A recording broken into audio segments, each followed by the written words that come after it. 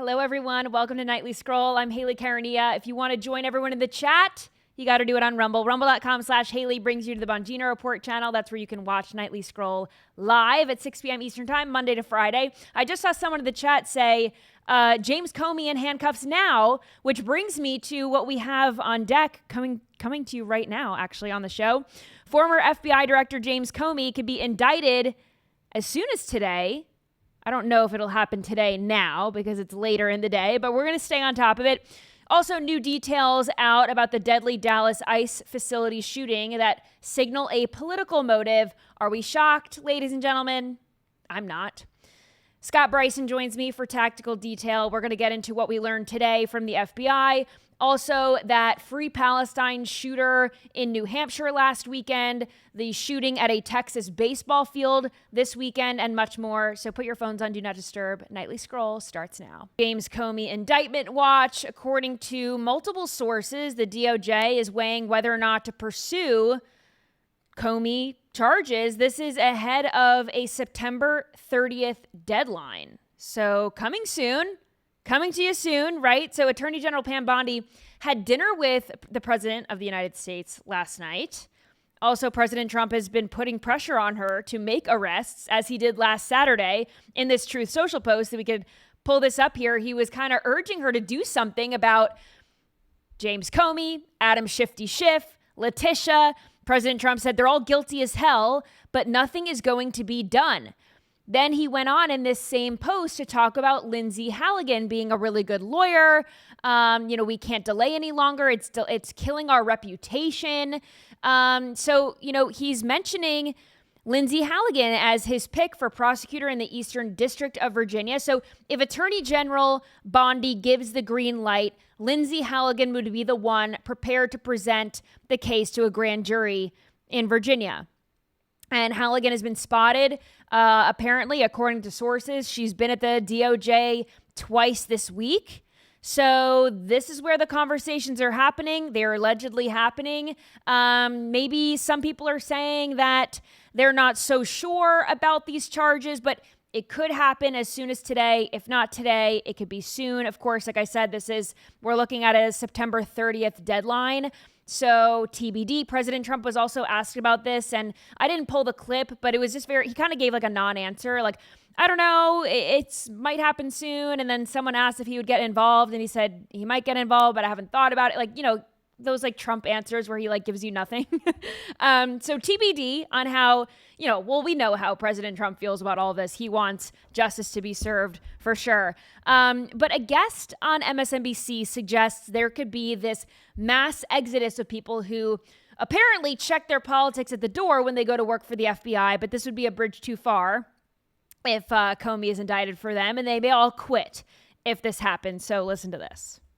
When you become an assistant United States attorney or a political appointee in an office, you check your politics at the door. You walk in and you do your job looking at the facts and the law without fear or favor. And that's what I believe Andrews and my former colleagues across the country are trying their hardest to do right now.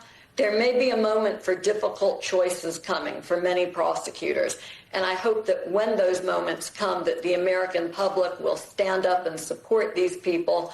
I think if there is a move to indict Jim Comey, we will likely see resignations out of Alexandria and Richmond. We may see other forms of protest by career prosecutors. It's a unique moment, and I think that these people will rise to it. Joyce Vance, Andrew. Unique moment, and she thinks these people at the FBI, who apparently are checking their politics at the door, they're going to rise to the occasion to quit if James Comey is indicted. If that's the case, then they're really not putting their politics aside to do their jobs. And I would say, good. I think we can lose these people at the FBI or at the DOJ if they are so tied to James Comey and they are so, enthralled with him and they don't want anything bad to happen to him, despite maybe evidence saying that he lied under oath. I think that they could probably go work at a think tank or something or some other job in DC, and I think they'd be just fine and we'd be better off. So again, this would have to go to a grand jury. Lindsay Halligan would obviously have to present the evidence of Comey lying under oath, and he would have to be found guilty of that in Virginia. So TBD, a big TBD on that. I want to take a quick break to tell you about Genucel. Ladies and gentlemen, you have heard me tell you about the transformative results that people see after using Genucel, myself included. I use the dark spot corrector, the firming serums, the creams. I genuinely love the way they feel on my skin. They're not too heavy. I wear them underneath my makeup. They give me a great glow. And I know the products are working for my skin underneath all of this. So you can get your hands on my favorite products during Genucel's end of season summer sale. There's only a few days left to get Genucel's complete skincare package at 70% off. It includes the legendary vitamin C deep firming serum, where you can see immediate effects and results in just minutes. Get the best skincare in the world for yourself, completely risk-free. Go to Genucel.com/scroll today and start looking years, even decades younger tomorrow. All orders are upgraded to free shipping. See results on day one, and you will get compliments everywhere you go, guaranteed, or your money back. That is Genucel.com/scroll, Genucel.com/scroll. All right.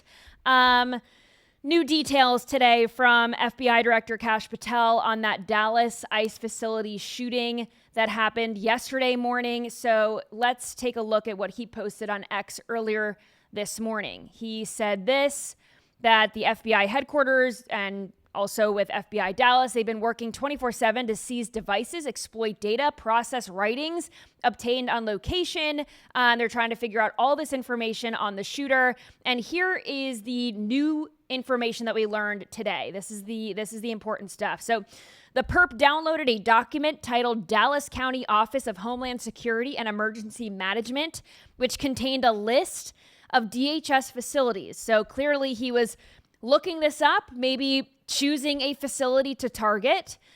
He also conducted multiple searches of ballistics and the Charlie Kirk shot video between 9/23 and 9/24. So in the day before he carried out this attack, he was searching Charlie Kirk getting shot and watching that video.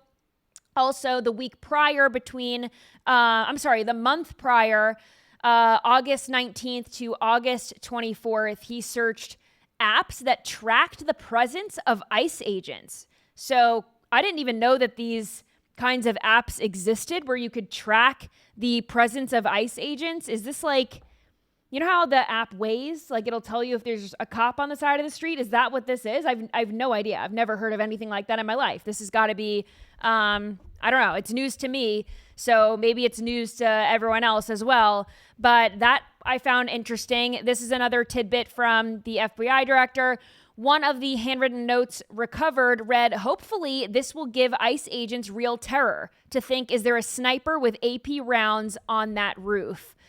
Then the last thing here said, "Further accumulated evidence to this point indicates a high degree of pre-attack planning," and that they will update with more information when they can.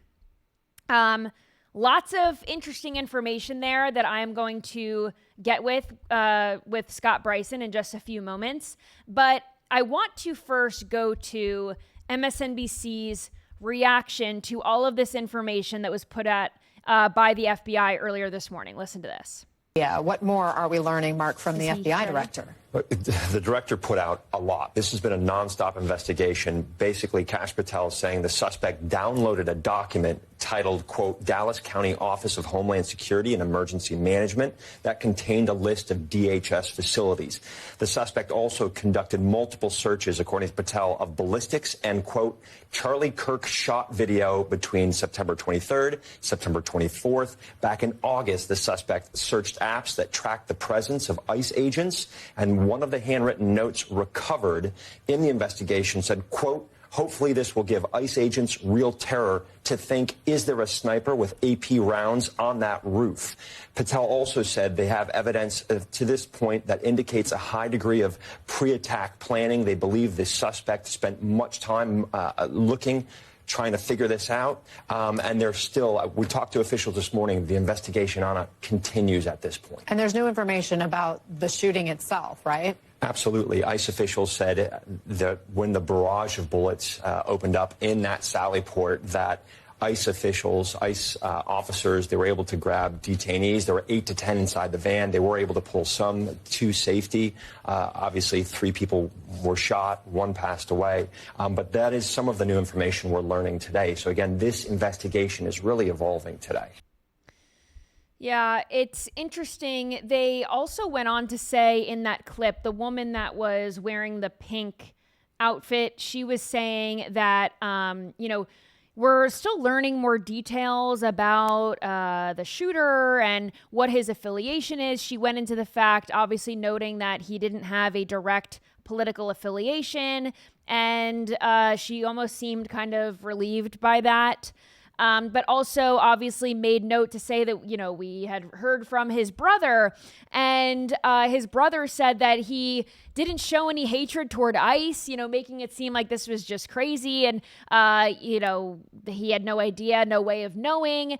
I don't know how this person could be indifferent on ICE based on what we've seen with the photo that FBI Director Patel put out yesterday, the anti-ICE messaging on the bullet casings. It seems odd to me, but here to break down these new details, among other things, is Scott Bryson for Tactical Detail.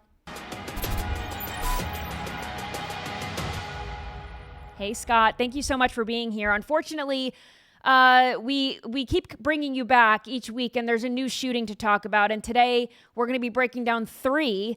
That's obviously not all of the ones, but just 3 ones that hit headlines this week. It's horrible that we have to talk about all of these, but with this Dallas ICE shooting, it's interesting. He had these apps to track ICE agents. He was looking into different ICE facilities. How is it that these folks on MSNBC can not know the motive or pretend like he was just indifferent about ICE?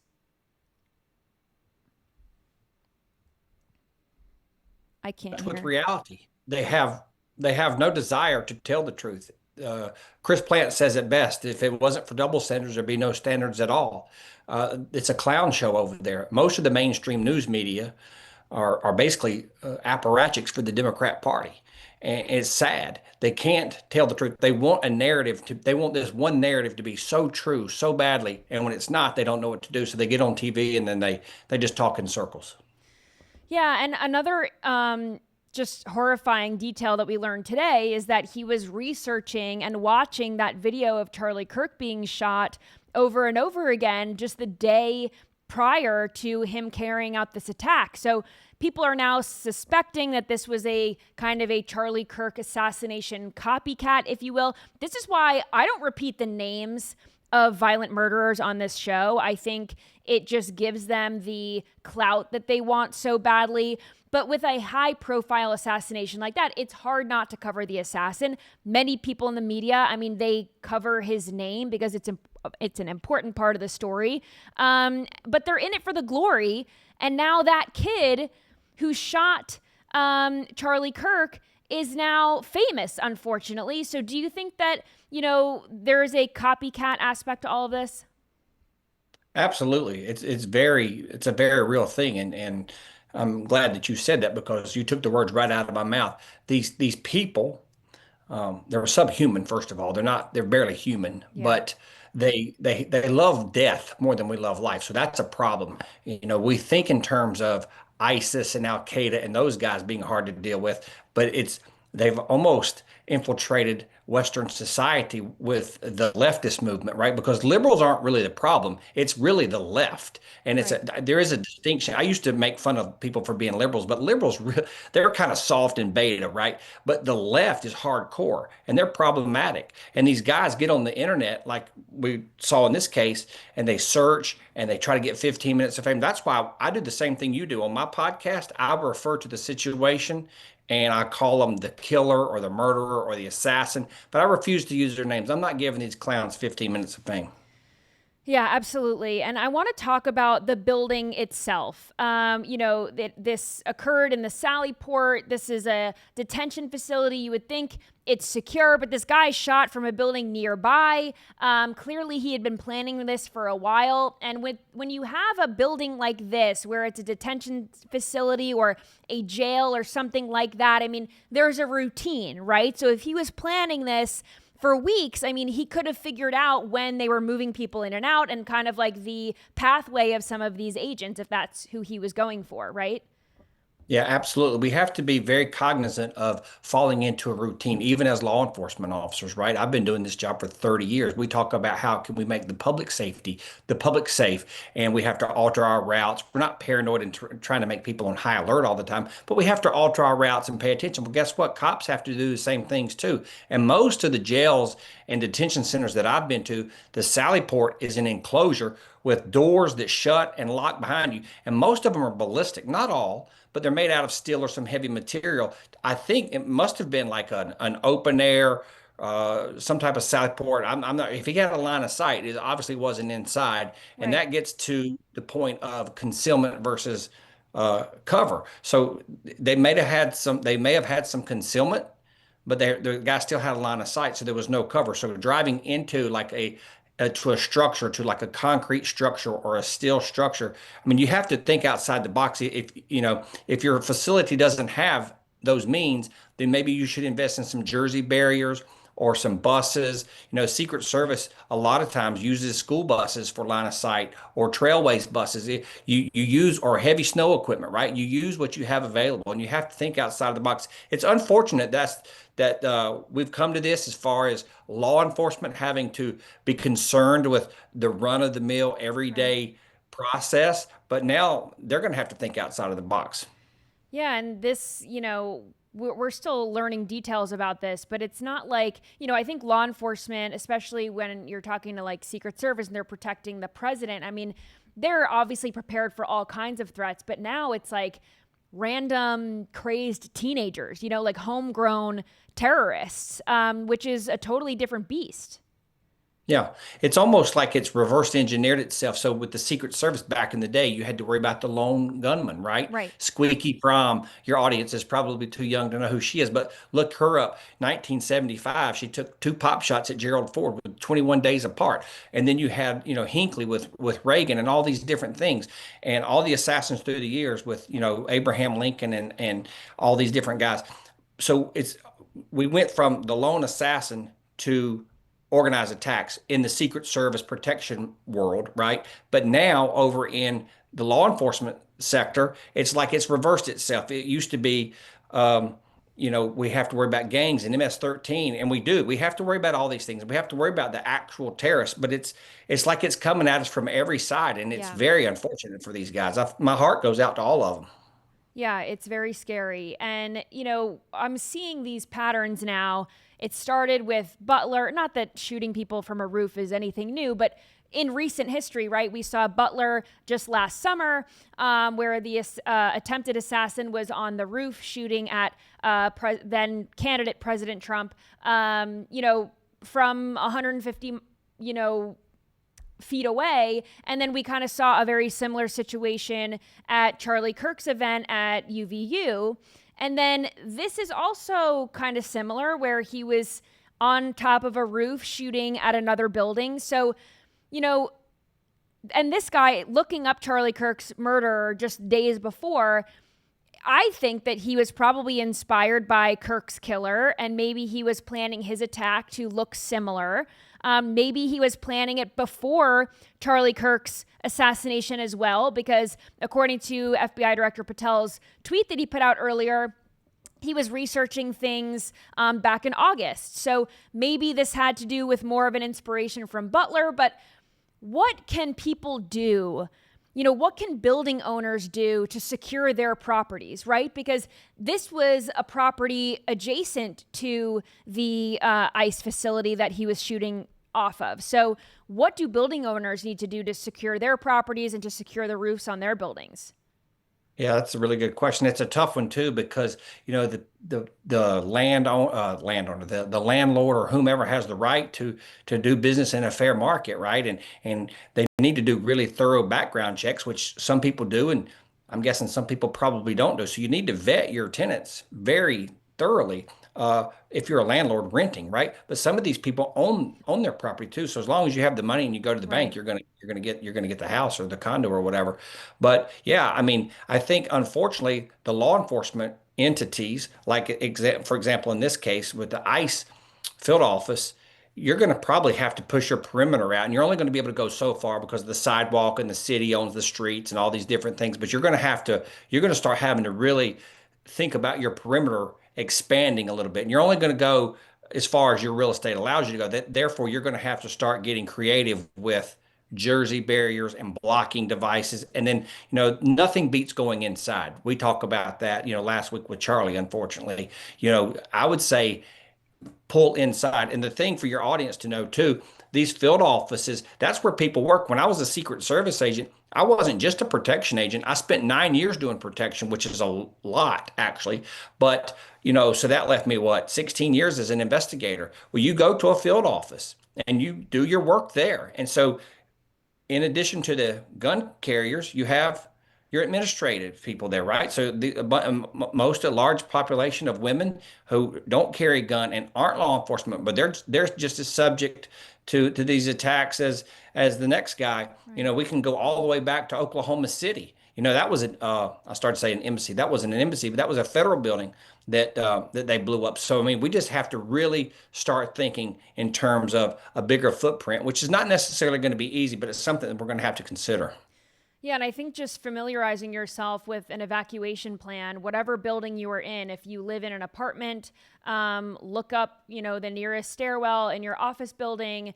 If you own your house, of course, you know where all the exits are and things like that. But I think we really do need to all just come up with an exit plan, a strategy in case of an emergency, and just try to be as prepared as possible. I want to move now to this shooting that happened. This was over the weekend. It was on Saturday, and I meant to cover it this week, but then I thought, Scott's coming on. We're gonna discuss this, and maybe some more details will be coming out.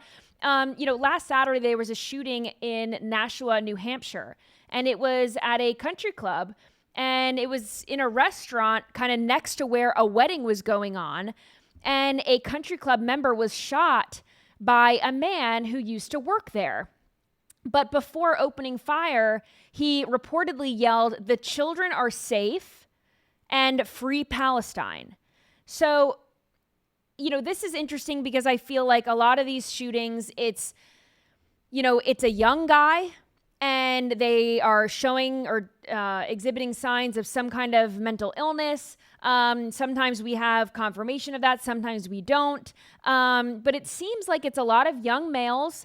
And I think workplace killings are also something that we have to be aware of because there are disgruntled employees. And at the same time, we don't know if that's exactly what this was, but this guy used to work at this country club. So that's maybe a potential thing here. But authorities say this wasn't a hate crime and they're still working on a motive. So what's your take on this situation?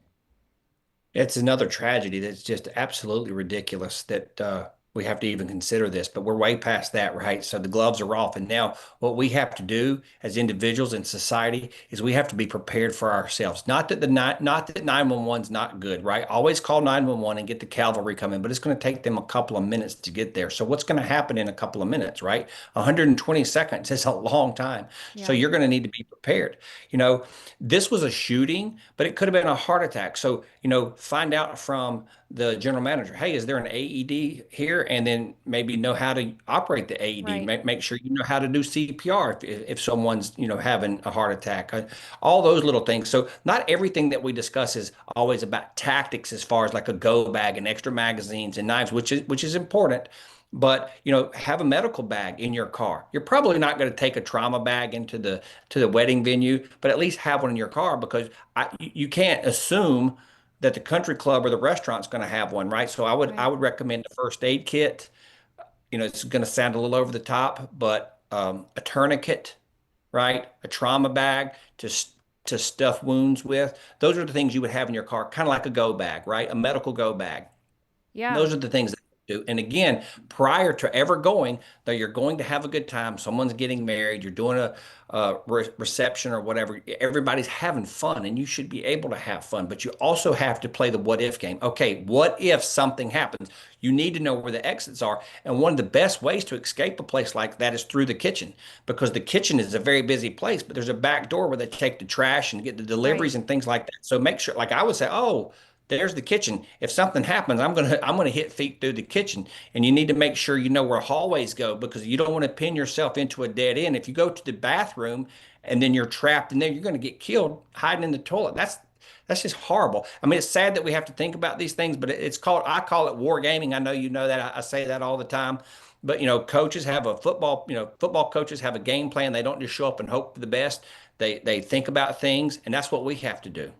Yeah, but I think that's a really good point, what you said, right? Because I think in the moment, people panic and they don't really know what to do, right? So maybe they do think that running into the bathroom and, locking the door behind them is the best course of action. And, if it's a stall type bathroom, then you're a sitting duck and you're stuck, right? You can't go anywhere. But maybe in the moment, people are panicking and they think that that's the right thing to do. That's why I think having these conversations is so important, because anyone watching this show is going to hopefully, not hopefully, I hope that nothing of this happens to anyone who watches the show, but with everything that's happening, you just have to be prepared. And hopefully that if something like this happens, that like switch will go on and you'll think, I remember this segment and I remember Scott saying, don't go there, go there, so I think that that's very important. And, going into a kitchen where there's a back door, surely, like, these things make sense. But I think when the average person walks into a wedding or a restaurant for dinner, they're not thinking about these things. But now when I go into these places, I'm absolutely going to be thinking these things. So I think it's important. So I thank you for that. But, the authorities say, well, it's not a hate crime. They're still working on a motive. I feel like a lot of people who aren't in law enforcement, they see authorities come out and say something like this, and they think, well, what the hell? The guy yelled "Free Palestine." What do you mean there isn't a motive, right? So what does that look like for law enforcement when there's a killer that screams something, in this case, obviously Free Palestine, but maybe it's something else? Do you take that and run with it, or do you have to kind of verify that in some way? Oh yeah, you definitely absolutely have to verify it, but it's something that the investigators should come back to and harp on until they feel like they've gotten the right answer. Now, a lot of times these guys, they lie to you right off the bat, and they make some hardened criminal, they lie the whole time. But generally speaking, there are things that you can entice them with, like, okay, just tell me the truth and we can maybe work out a plea bargain or something like that. Of course, the police don't make those decisions, the DA's office does. But, if you cooperate with me, then I can, cooperate with you and speak on your behalf to the DA, because the initial charge is just that. We got to get the guy in handcuffs, because these are the things that kill people, right? The face kind of gives it away. We talked about that a couple of weeks ago. Your facial expressions sort of give it away, and of course your words. But the hands are what kill you. So we got to get the guy locked up, and then the uniformed guys are going to do their thing, and then they're going to turn him over in something serious like this. The detectives are going to come. Then you got crime scene that's got to come out there. So it's going to be a very slow process. It'll be very methodical. It will be thorough. And then on something like this, on a homicide case, I believe they charged him with second-degree murder. So the DA's office they're going to be heavily involved, and they're going to actually tell the investigators what to charge. Okay. Most of the time. Okay. I want to move now to the shooting that happened over the weekend in Texas. So people were kind of started to talk about this yesterday, but it happened on Sunday.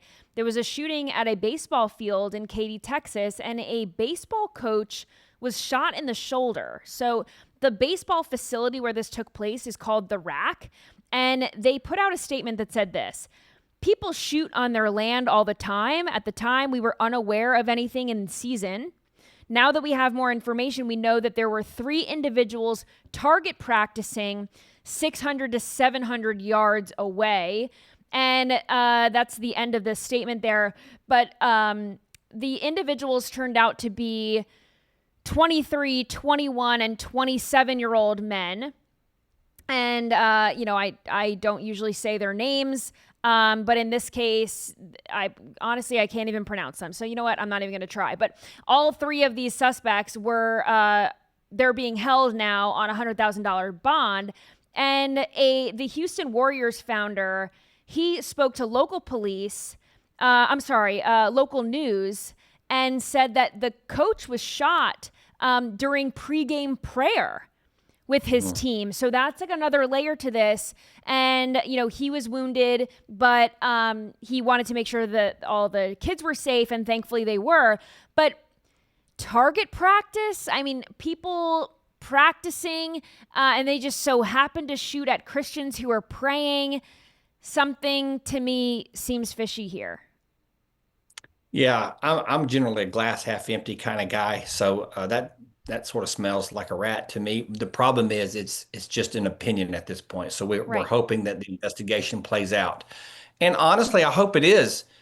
I really hope it is something very innocent, but I got a feeling it's not. I mean, these are military age males with a specific ethnicity. Okay, right. It is what it is, and that's a hard thing to say out loud, but that's what I love about Silverloch. We can get on here and speak freely and not be worried about being taken down off of YouTube or something. So it is what it is, and like to your point, not to say that ethnic group of people can't be Christians. I'm not saying that, but by and large, they're Muslims. Let's just say what it is, right. Okay? And then you got Christians praying, and they get shot. I mean, I don't know. I think it's worth investigating. I have my own opinions, and I think you can probably pick up what I'm laying down. But here's the other thing too: words matter. And so when the guy says target practicing, the general layperson is going to think, oh, a target or a steel, like a steel target. Human beings can be targets. I mean, so maybe he was in a weird passive way telling the truth. I mean, he wasn't going to admit to a crime, but yeah, he was target practicing. Listen, I'm not saying that's what happened. I mean, that's the first thing I thought of when I saw that today. Yeah, that's the first thing that I thought of too. I was thinking, target practicing. Maybe they were practicing for some other kind of attack, maybe a larger attack. But when this happens, because we've been talking in the past few weeks about outdoor facilities and what happens in an emergency in an outdoor open air facility. Where is the best place to find cover at a baseball stadium when shots ring out? I mean, obviously, if you're in the stands, I would think it is like get under the chair. But then again, then you've made the decision to hide and not run. So what would you recommend? Yeah. So good question. So first of all, when you're hearing shots ring out, it's over. Like we're running right now. We don't know where it's coming from. We're little kids. We don't have guns. We can't fight back. So we're running right now. The aluminum bleachers, that's not going to do anything. Little chairs that you're sitting in, mom's over there in the chair watching, that's not going to do anything. You need to find some brick. Most of these facilities have bathrooms that are made out of cinder block or brick. Right. I would get behind that bad boy. A lot of times these places have huge boulders for landscaping and also to keep cars from driving on the grass and stuff. Get behind a big boulder. That could work. Concrete's amazing. The brick would work. People don't think about this, and it doesn't always work, especially if the ground's super flat. But like in some baseball fields, think about the landscaping. They have mounds, like maybe they have some rose bushes up on a mound of dirt, or there's some elevated part. You can get behind the earth. There is nothing better to stop a bullet than the ground. Now, you don't want to just lay out there in left field. That's not going to do any good. But you need to have like a knoll or something. So I would run as fast as I could to like a brick, like a facade made out of brick or something like that. Of course, cars. The parking lot's full of cars. But if you're going to hide behind a car, you need to get behind the engine block, because I got bad news for you. Even a 9mm round, which this was not, this was rifle rounds, right? It sounds to me like will go through a car. It'll go through sheet metal with no problem, and plastic and all the things. So if you're going to hide behind a car, you need to get behind a wheel, like not the wheel well, but the actual wheel, okay, or the engine block. Because otherwise, if you just go hide behind the trunk, that thing will go right through that. Right. Oh, it's very scary. And, with political violence on the rise, I worry about Americans who have been radicalized, of course. But I also worry about people who are here on American soil, but they hate us and they hate what we stand for. And maybe they have exploited the open borders where they, the door was open, so they walked right in, and now they're here, right? And it's been a long time since we've had a foreign terror attack on American soil. How many terrorists do you think are in the country right now? And how likely do you think another 9/11 style attack, how likely do you think that is? I am scared to even guess. I would say thousands, probably tens of thousands. Would be my guess. I don't know if you're familiar with, or if your audience is familiar with, a young lady named Sarah Adams. I would highly recommend that you find her and look. She is brilliant, and she has been screaming at the top of her lungs to anybody that will listen to her. And the only person so far that's listened to her is Sean Ryan. Yep. She can't get anybody in DC to listen to her. This woman is smart. She was a CIA targeter. She knows what she's talking about, and she has been warning us. There's another guy named Scott Mann, I believe his name is. He was a former Green Beret. He's also in her camp. I don't know that it will be something like an airplane again. I think, unfortunately, it's going to be like 2 or 3 or 5 or 10 dudes with automatic weapons showing up at the mall, showing up at the ball field, showing up at the movie theater, and just small arms fire. That's, we saw at the beginning of the year down in New Orleans with the guy with the car. You don't need a gun, by the way. These left-wing lunatics are always, wanting to take guns away. Well, okay, you take the guns away like you have in England, they'll just stab you to death, or they'll get a hatchet and cut you up with a hatchet, or they'll run over you with a car. Right. This is a heart issue. I know you know that. This is a heart issue. This is not a gun control problem. But to your point, the last administration let so many bad people in. It's absolutely, it's scary. That's why I never, ever, ever leave home without my pistol. I just don't do it. I mean, the only time I don't have my gun on my person is when I'm in my house. And that's a sad way to live, but that's the world we're in. Yeah, absolutely. And, people kind of make fun of mostly people on the right for being conspiracy theorists, doomsday preppers. But when you talk about the likelihood of some kind of a terror attack happening, whatever that might look like, right? Maybe it's a bomb, maybe it's something else. What are some things that people should have in their cars? I know you talked about like emergency kit, tourniquet, things like that. But what about also in your house? Or, there are certain companies that sell kind of like these, I hate to call it doomsday, but like these emergency preparedness packages where they have food, water, things like that you can keep for like a year at a time. I mean, do you recommend people have these things, or like what are the things that people should have in their house at all times? Yeah, I mean, absolutely. I'm not necessarily a prepper. I could probably do a better job on that, but we do have things around here like we store water. You're going to need water. You can go a while without food. We don't like to go without food, but you can go a few days. You can go a week or two without food. You're going to lose some pounds, but you can go without food, but you can't go more than 3 days without water. So you have to have fresh water. That's the number one thing. Yeah. There's multiple companies that you were just referring to that sell these pre-packaged like MRE type things almost, and they're actually supposedly taste pretty good. But yeah, we could get back to the old way of life, canning, and not everybody's going to have an opportunity to be a homesteader, but you could get chickens and have eggs and all the things and plant your own garden. So there's all types of things that you can do. As far as other things that you should have in your car, I would say a blanket. Especially in the wintertime, you break down on the side of the road and you're stuck overnight. You need a blanket because you could actually freeze to death. Have water in your car. Yeah.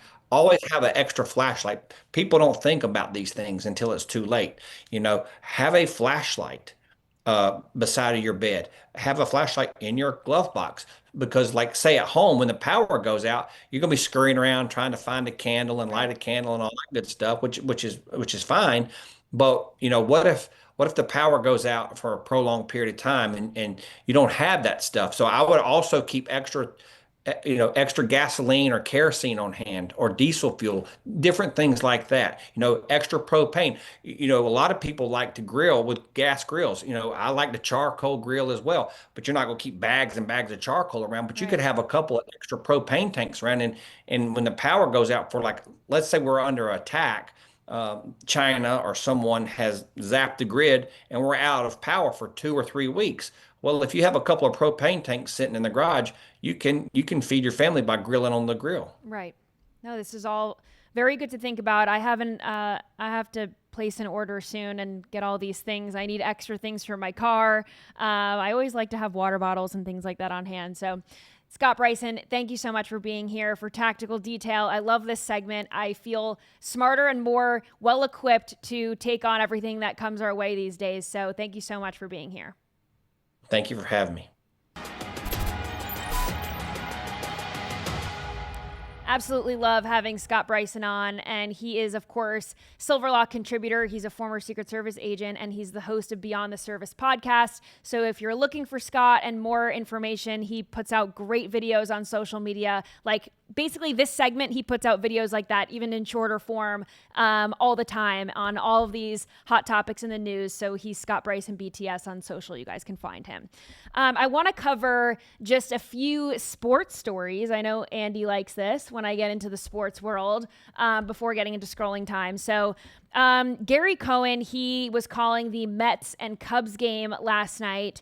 Listen to this, Major L. He said it was weird that Matt Shaw on the Cubs went to his friend Charlie Kirk's memorial service during the season. Watch this. You could later revealed that he had been given permission to attend Charlie Kirk's funeral. And I don't want to talk about any of the politics of it, but the thought of leaving your team in the middle of a race for any reason other than a family emergency really strikes me as weird. All right, so I don't understand why you would say it strikes you as weird. Matt Shaw, he has since come out and said that Erica Kirk herself texted him making sure to attend the event. So this just goes to show how close he really was to the Kirks. This wasn't just, and hey, if you wanted to go to Charlie Kirk's memorial and you didn't know him personally, that is fine too. Everyone felt like they knew him a little bit, right? From following him and watching his show and all of that. But Matt Shaw is actually friends with the Kirk family. He's actually friends with Charlie. They lived in the same apartment complex in Arizona, and they both connected about their faith. So there is nothing more tone deaf than this guy saying, and there's no need to comment about what you think of a player skipping a game for a funeral or for a friend, a close friend, because according to this guy, Gary, you shouldn't go to your friend's memorial service even when a grieving widow asks you to. You can only skip a game or a practice if it's a family emergency. He didn't have to say any of that. Literally, shut up, Like, tried the corner and missed just a bit outside. That's all he has to say the whole game. Like, you don't have to go. That was an unforced error. Yeah. And that if you think about it, that means that there was prior conversations about that amongst people in the Cubs organization, or that wouldn't be a talking point. You feel that way? Yeah. Yeah, absolutely. I think it is. It's a cold-hearted thing to say. And I was kind of thinking about it too. Like, would he have said that if it was someone on the Mets that went? Would he have said that? Well, if someone... Probably not. Right. And if someone had gone and it was, let's say, a left-wing figure that was assassinated, would he have been making the same comment? I don't think so. I like the idea. I mean, you think everything seems political and everything seems, but to me, it's just like stupidity. Like, he didn't even have to go there. Shut up. And if I was in charge of the broadcasting network, or I was in charge of the Mets broadcast team, like, dude, so much other stuff to talk about, like the game. you don't have to get into that, because then you have to answer for it. So just be quiet. You know what I mean? Yeah, absolutely. Also, can you imagine he's like, yeah, John Doe wasn't a real friend of Martin Luther King, but it's kind of weird that he went to his funeral. Right. I mean, it's just, come on. Yeah. So also another kind of tone deaf moment is people trying to make Kathy Hochul happen in New York, especially on Long Island for the Ryder Cup. So here's a compilation of New York Governor Kathy Hochul getting booed at the Ryder Cup. Watch this. For New York, your friend and mine in attendance, Governor Kathy Hochul. Governor, thank you so much for being here. And thank you to your team, too, for getting us ready for the Ryder Cup in New York.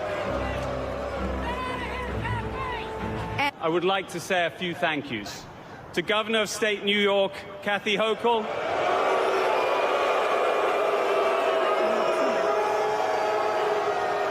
As we prepare to tee it up on Friday, I want to thank the people who made this journey possible. To Governor Hochul, to the teams of New York, to the teams of the New York. Okay, we're going to check here on the James Comey indictment. I'm seeing an ABC News article now. So just double check on that, and we'll get into that in just a second. But I also need to show you, so Kathy Hochul is getting booed at every turn. And in all of those clips, the boo is just getting louder and louder and louder. Every time they brought her up to, thank her for being here and all this stuff, it just kept getting louder and louder and louder. You would think that they would come to the conclusion that people on Long Island, they're conservative. Not all of them, but a lot of people on Long Island are conservative. This is where I'm from. Yeah, that's what I'm saying. Is that where you're, yeah. Yes. And, a lot of people don't like Kathy Hochul. I think people just vote that way because it's New York and it's blue. But a lot of places and people on Long Island are not blue. But here is the funniest part. I just need to play this video of her calling Long Islanders friendly. Watch this. Long Island, we've got incredible beaches and small towns and farmers markets and the most friendly people you'll ever meet. So give it up for the governor, Kathy Hochul, everybody.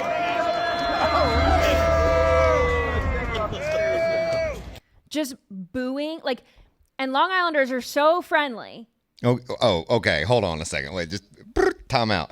I'm not saying Long Islanders are not friendly, no, but they're not. The spirit of this event, I don't know. I've never been to Long Island. I'm sure you got cousins up there that are friendly. This event is going to be the Ryder Cup. Mostly conservative. Is going to be brutal because it's at Bethpage Black, and what I'm trying to say is that this right here, even if it's the Kathy Hochul, not this is the nicest that these people are going to be all weekend. They are primed and ready to go for this Ryder Cup. They have a few beers in them. They're excited. They're going to watch, they don't Team need USA. beers to scream and yell. And it is going to be, the microphones this weekend are going to pick up some awful things on the broadcast. Totally. So this is according to ABC News right now, but former FBI Director James Comey has been indicted on 2 of 3 counts sought by prosecutors, 1 count of making false statements and 1 count of obstruction of justice, just days after President Trump issued a public demand for his DOJ to act now. So interesting to note that James Comey indicted, right? What is happening now with Letitia James? She's probably freaking out.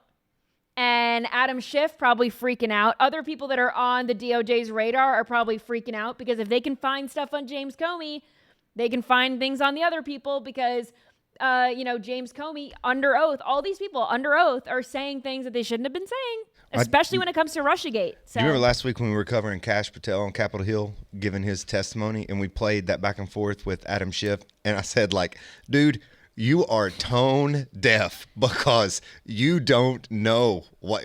Pretty soon he's going to be on the other side of that room, facing them with his right hand in the air. Yeah. And so, you get them all. Let's get them all. Yeah.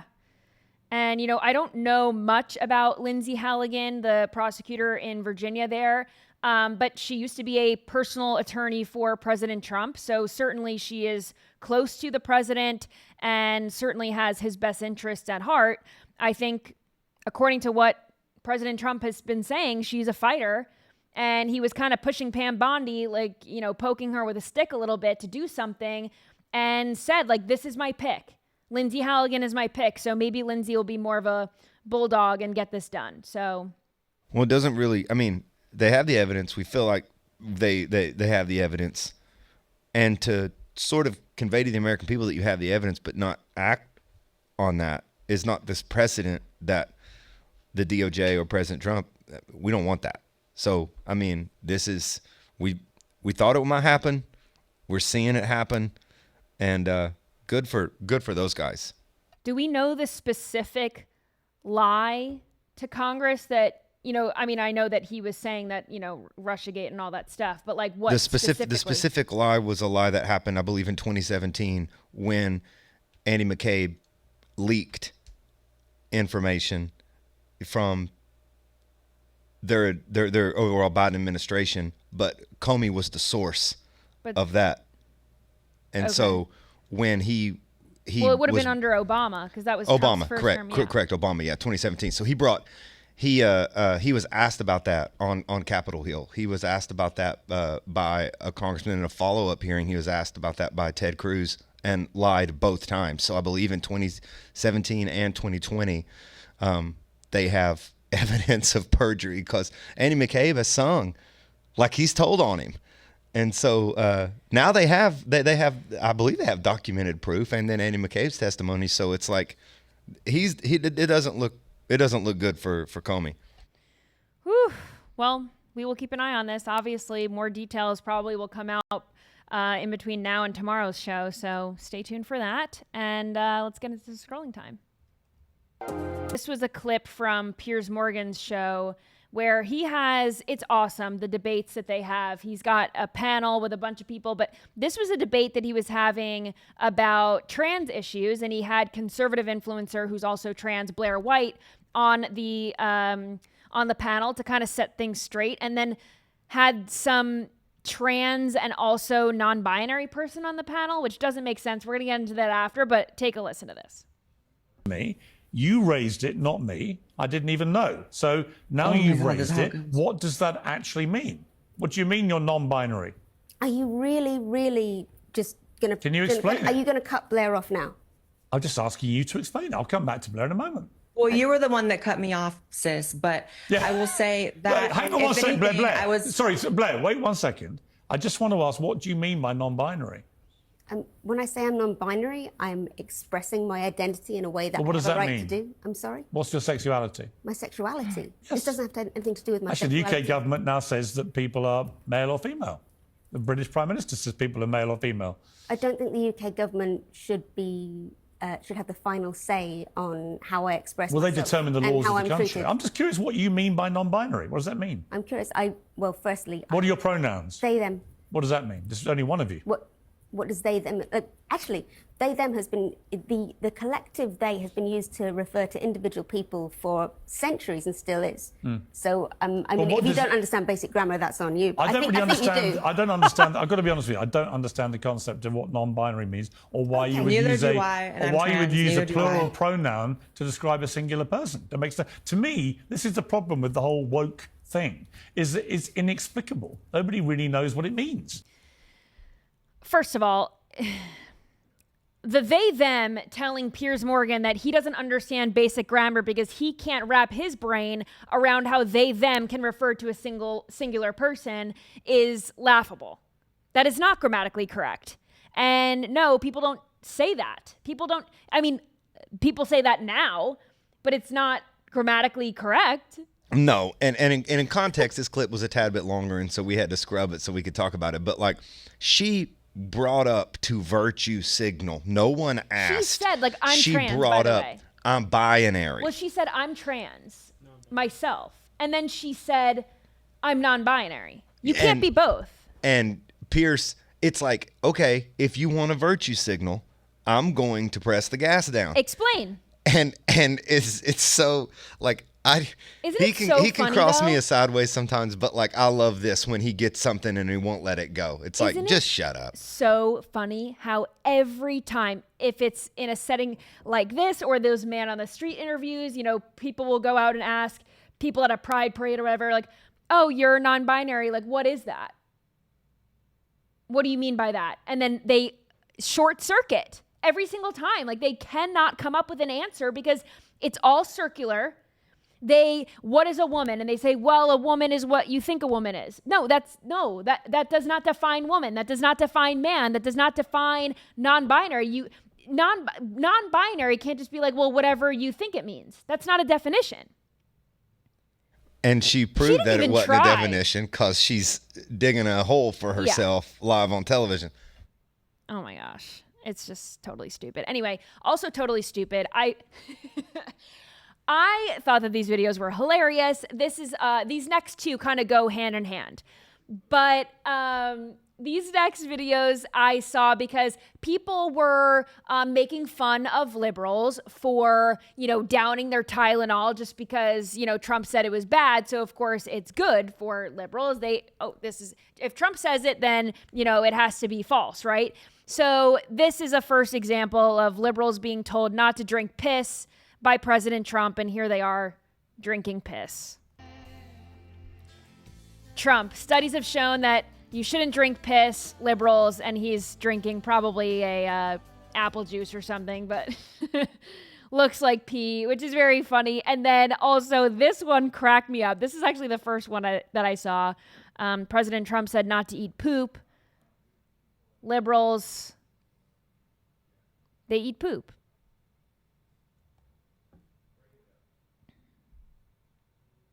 Just a little suspense.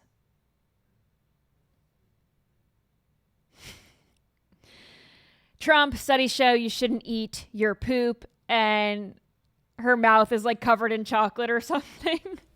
That is disgusting. Well, if you look at it and you think that it is pee and poop, it is disgusting. But if you look at it and you think this is apple juice and chocolate, then it's less disgusting, and then it's just funny. Our friend Sean Farish did a funny little bit on this where he does his Trump thing and he endorsed air because he loves breathing. Wait, can you pull it up? And he doesn't think. I wonder if we can get the audio running through NDI. I'm not sure, but like it really is funny. That is funny. All right, well, we won't wait on it. It's okay. Maybe we'll play it tomorrow if we can prep for it and find it. But anyway, thank you for joining me tonight on this episode of Nightly Scroll. I had a ton of fun, and I hope to see you right back here tomorrow. We are going to do more information on the James Comey indictment. Wow, what does this mean? What happens next? We're going to get into it, so I will see you then. Of course, you can follow me in the meantime at Hayley Caronia on Twitter, on X, that's the same thing, X, Truth Social, Instagram, TikTok, and I'll see you right back here tomorrow.